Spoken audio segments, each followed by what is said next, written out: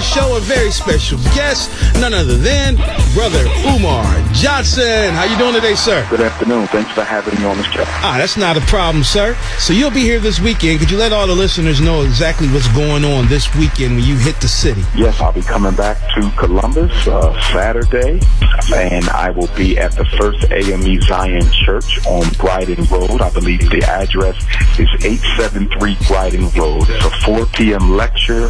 Doors open up at 2 o'clock. We have some opening acts, and I will also be signing copies of my book, Psychoacademic Holocaust to Special Education and ADHD Wars Against Black Boys. Looking forward to it. City Show, we're talking to Brother Umar Johnson right now. He'll be in the city.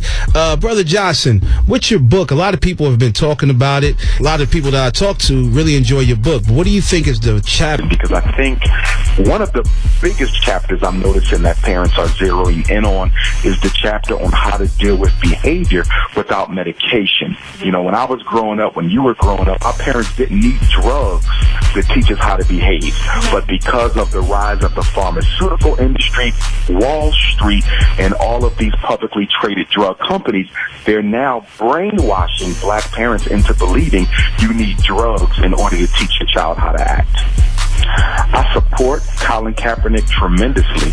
I'm extremely disappointed, though, in the support that he has not gotten from other African-American athletes. When I listen to Deion Sanders, who was one of my favorite football players, when I listen to Shaquille O'Neal, who was one of my favorite basketball players, when I listen to Stephen A.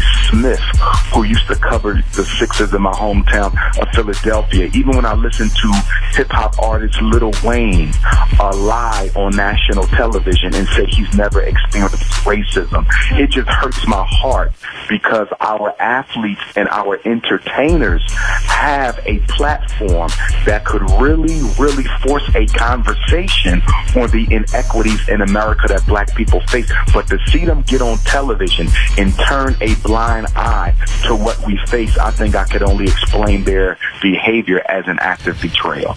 You already told us how you actually feel about how other entertainers and what they could do, but do you think that what Colin is doing is working, and do you really agree with it?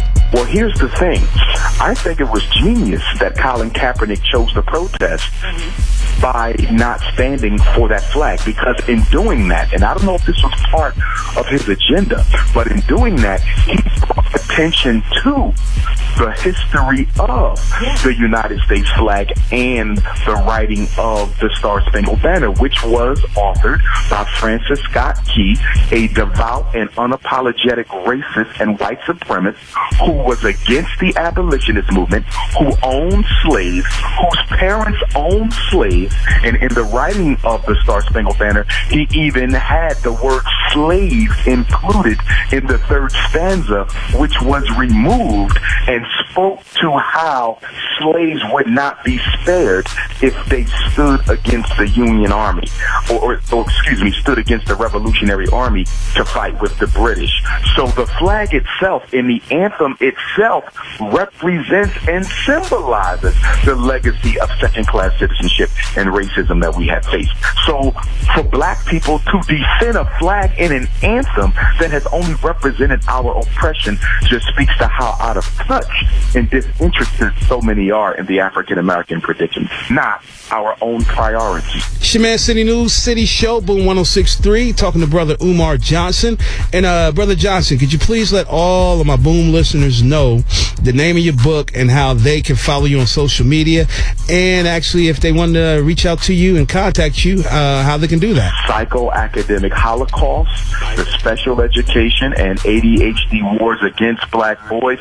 And if any of your listeners need to reach me directly, they can do so at drumarjohnson.com, or they can also call 215-989-9858. Again, that's 215-989-9858. My first visit in 4 years, Columbus. I'm looking forward to seeing you.